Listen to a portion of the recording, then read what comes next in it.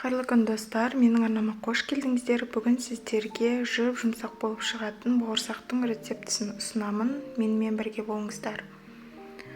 Алдымен ыдысымызға жылы сүтімізбен сармайымызды ерітіп құямыз. Өте қатты ыстық болмау керек. Шекерімізді қосып, араластырып аламыз.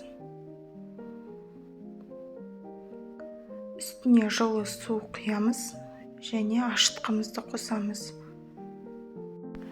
Тұзымызды салып ерітеміз және електен өткізілген ұнымызды аз-аздан қосып, жұмсақ қамыр илейтін боламыз.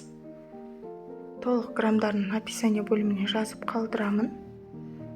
Осы рецепт бойынша жасайтын болсаңыздар, сіздің бауырсақтарыңыз өте жұмсақ әрі нәзік, дәмді болып шығады. Жасап көруге кеңес беремін.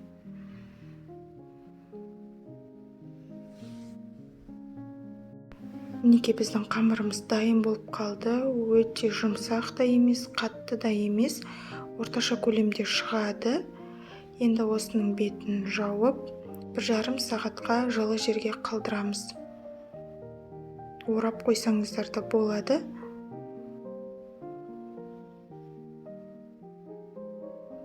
Мінекей біздің қамырымыз 2 есе болып ұлғайды. Керемет, жұмсақтықта өте сәтті болып шығатын рецепттерімнің бірі. Сіздерде жасап көруге кеңес беремін. Осы қамырымызды 2 бөлікке бөліп 5 минутқа тындырып аламыз. Яғни қамыр өз бойын алуы қажет. Содан кейін оқтаудың көмегімен жайып аламыз. Өте қатты қалыңда емес, жұқада емес, орташа көлемде жайыңыздар. Және бұл жерде ескеретін лайфхак, кеспестен алдын қамырымызды осылай қолымызға алып жайып алыңыздар. Себебі астындағы дастарханымызға жабысып қалмау керек және кескен кезде өзінің формасын жоғалтпайды. 4 бұрышты қылып кессеңіздер де болады, немесе осындай стаканның көмегіне жүгінсеңіздер де болады. Барлық қамырларымызды жинап, бетін жауып қоямыз, кеуіп қалмас үшін.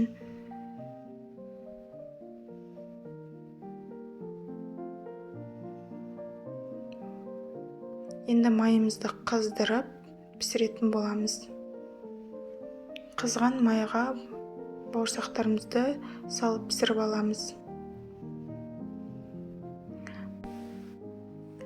Орташа отта 2 шетін қызарғанша пісіріп алатын боламыз.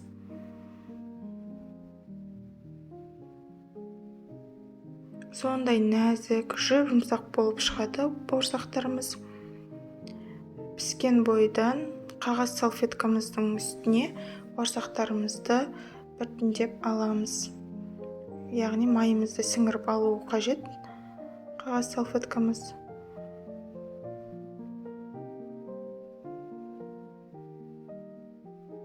Үрленіп, осындай әп-әдемі сап-сары болып шығады. Сіздерде жасап көріңіздер.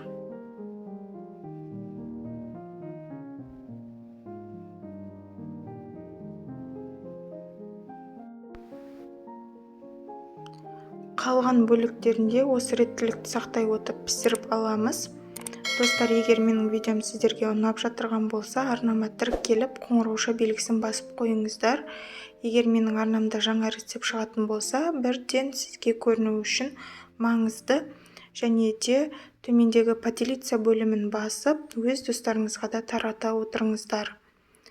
Сонымен біздің бауырсақтарымыз пісті, өте керемет болып шықты, жұмсақ, сондай нәзік. Сіздерде жасап, отбасы мүшелеріңізді қуантыңыздар.